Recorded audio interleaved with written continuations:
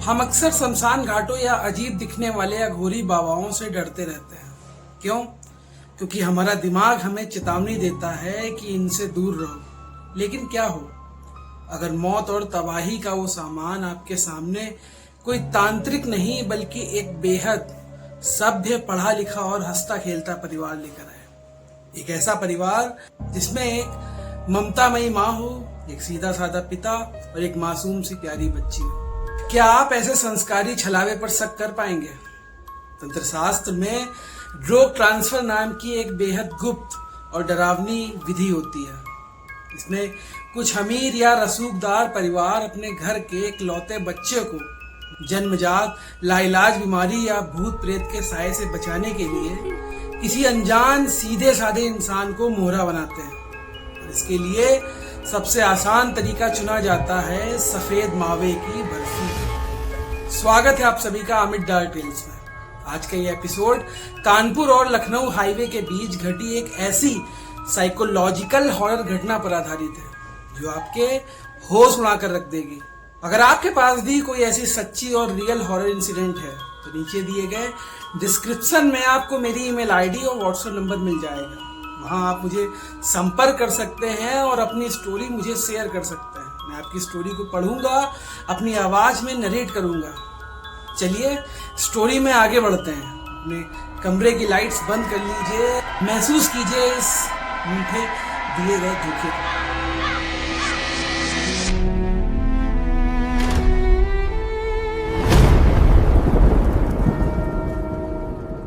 यह कहानी है समीर की, जो कानपुर में अपनी बहन के घर से वापस लौट रहा था। शनिवार की रात करीब 11:30 बज रहे थे। कानपुर हाईवे का कोहरा इतना ज्यादा घना था कि समीर अपनी बाइक बहुत धीरे चला रहा था। उन्नाव पार करने के बाद एक बेहद सुनसान अंधेरे में एक समीर को सड़क किनारे खड़ी कार दिखती है जिसका बोनट खुला हुआ था। समीर ने अपनी बाइक रोकी। कार के पास एक वेल ड्रेस आदमी खड़ा हुआ था।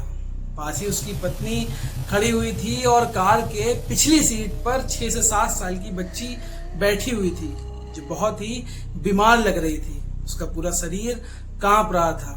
उस आदमी ने समीर को देखते ही कहा, भाई साहब शुक्र है आप यहाँ रुक गए। कार का रेडिएटर बहुत गर्म हो गया है और इस कोहरे में कोई मैकेनिक भी नहीं मिल रहा है।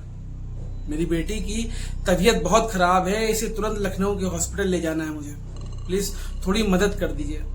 समीर एक बहुत मददगार लड़का था। उसने अपनी पानी की बोतल निकाली और कार के रेडिएटर को ठीक करने में उस आदमी की मदद करने लगा। करीब 20 मिनट की मेहनत के बाद कार स्टार्ट हो जाती है। वो आदमी और उसकी पत्नी बेहद खुश हो गए थे। उस महिला ने कार के अंदर से एक मिठाई का डब्बा निकाला जिसमें चांदी के बरक से सजी हुई एक शुद्ध सफेद मावे की बर्फी रखी हुई थी। उसने बड़ी आत्मीयता से कहा, भैया हमारी बेटी परी पिछले कई सालों से बहुत बीमार थी। आज वो पहली बार चलकर मंदिर गई थी। आपने इस सुनसान रास्ते में हमारी इतनी बड़ी मदद की है। हमारी बच्ची के ठीक होने का सगुन समझकर ही मुंह मीठा कर लीजिए।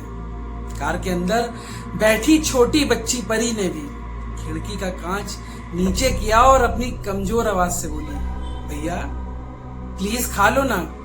एक सभ्य परिवार और उस मासूम बच्ची की बात को समीर टाल नहीं पाया। उसने एक सफेद बर्फी उठाई और अपने मुंह में डाल ली। बर्फी वाकई में बहुत स्वादिष्ट थी। समीर ने उन्हें बधाई दी और वो लोग अपनी कार लेकर आगे बढ़ गए। समीर भी अपनी बाइक पर बैठ गया। जैसे ही उसने पहला गियर डाला, उसके पेट के ठीक बीचों बीच एक ऐसी तीखी चुभन हुई मानो किसी ने उसके अंदर जलती हुई सुई चुभा दी। समीर रात के 1 बजे लखनऊ के अपने फ्लैट पर पहुंचता है। कमरे में पैर रखते ही उसे इतनी तेज प्यास लगी कि उसने पूरा जग खाली कर दिया। लेकिन पानी पेट में जाते ही ऐसा लग रहा हो कि जैसे वो पानी नहीं बल्कि उबलता हुआ तेजाब पी रहा हो। उसका पेट अंदर ही अंदर बहुत मरोड़ रहा हो। वो थका हुआ था इसलिए वो बिस्तर पर लेट जाता।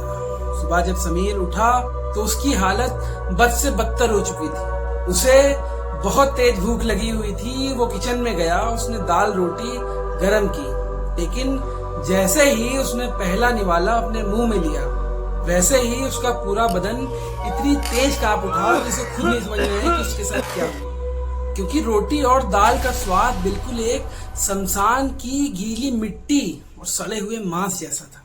समीर ने उसे तुरंत थूक दिया। उसका पूरा हलक कड़वाहट से भर गया था। लेकिन तभी उसकी नजर किचन के डिब्बे पर रखी एक सफेद चीनी पर पड़ी। उसने बिना सोचे एक चम्मच सफेद चीनी मुंह में डाल ली। सबसे हैरान करने वाली बात कि चीनी खाते ही उसके पेट का दर्द और हलक की कड़वाहट बिल्कुल एक साथ गायब हो गया। समीर का शरीर अब सिर्फ और सिर्फ सफेद और मीठी चीजें स्वीकार कर रहा था। पूरा संडे समीर ने सिर्फ शक्कर और पानी के भरोसे ही निकाल दिया। सोमवार आते आते समीर का वजन पिछले 24 घंटे के अंदर ही अंदर तकरीबन 5 किलो कम हो गया था। उसकी त्वचा पीली पड़ गई थी और हड्डियां बाहर निकल आई थी। वो अंदर से खोखला हो रहा था और बढ़ते बढ़ते मंगलवार की सुबह समीर अपने पैर पर खड़ा भी नहीं हो पा रहा था। उसके मकान मालिक ने जब उसकी यह हालत देखी तो वो घबरा गया और उसने तुरंत समीर को लखनऊ के एक हॉस्पिटल में एडमिट करवाया। हॉस्पिटल के डॉक्टर समीर की रिपोर्ट देखकर पूरी तरह हैरान थे। डॉक्टर ने उसके मकान मालिक को केबिन में बुलाया और कहा, मिस्टर शर्मा, इसके शरीर में क्या चल रहा है? हमें कुछ समझ में नहीं आ रहा है। इतने सारे ऑर्गन्स यानी लीवर, किडनी एक साथ कैसे फेल हो रहे हैं?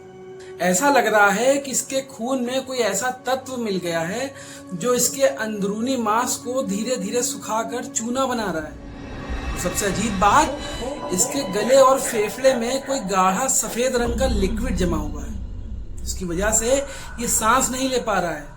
मेडिकल साइंस में ऐसी आज तक तो मैंने कोई बीमारी नहीं देखी है। समीर वेंटिलेटर पर लेटा हुआ था। उसके मुंह पर ऑक्सीजन मास्क लगा हुआ था।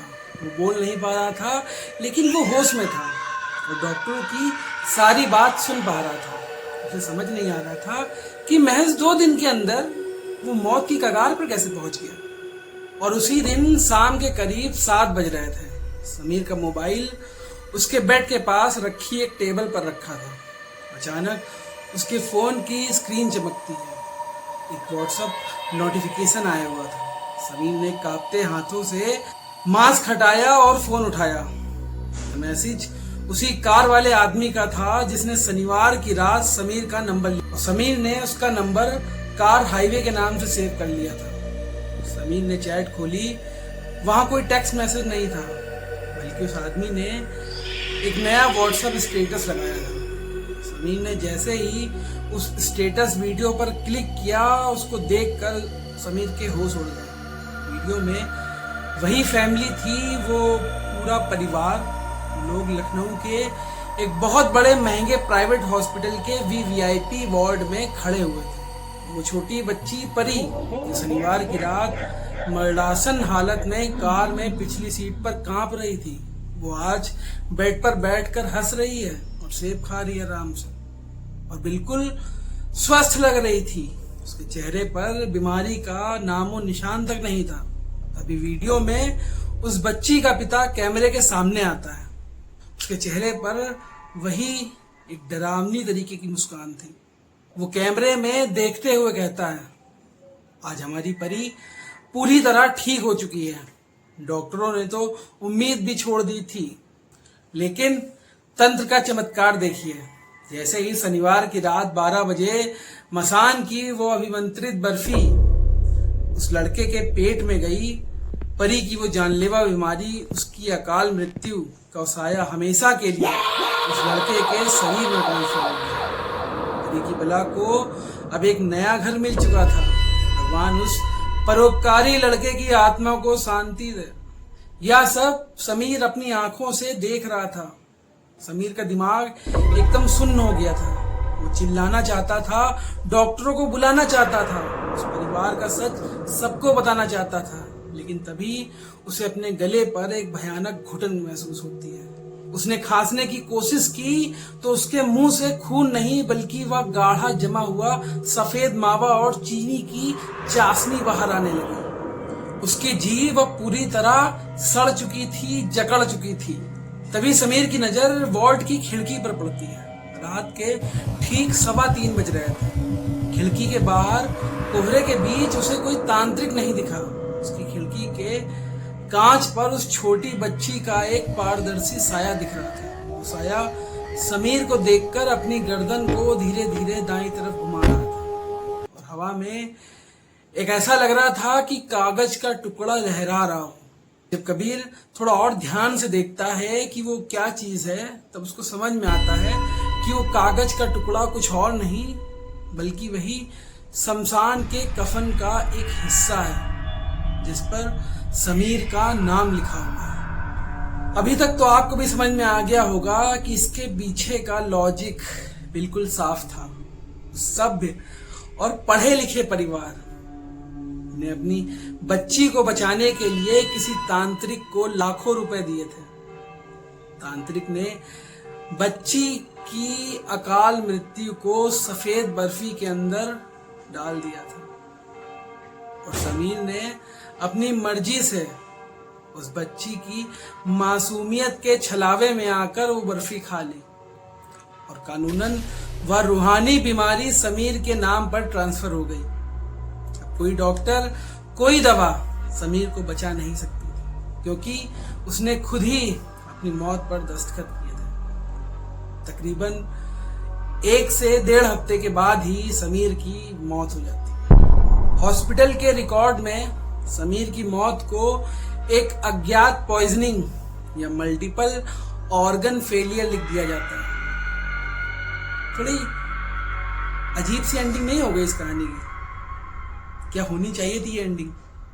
वो संस्कारी परिवार आज भी समाज में इज्जत की जिंदगी जी रहा है और उनकी बेटी परी हंस खेल रही है।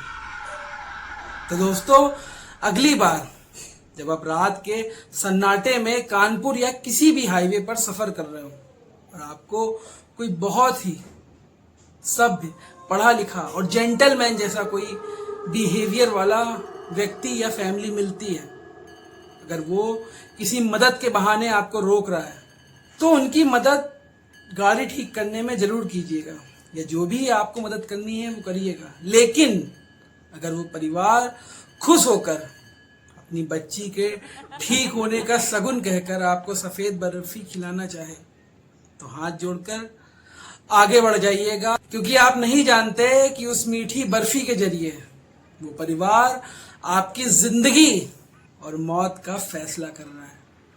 आज के लिए बस इतना ही। अमित डार टेल्स को ऐसे ही सपोर्ट करते रहिए। अगर इस कहानी ने आपके होश उड़ा दिए तो इस वीडियो को लाइक करिए, हमारे चैनल को सब्सक्राइब करिए। मिलते हैं आपसे जल्दी ही एक अगली स्टोरी के साथ में। तब तक के लिए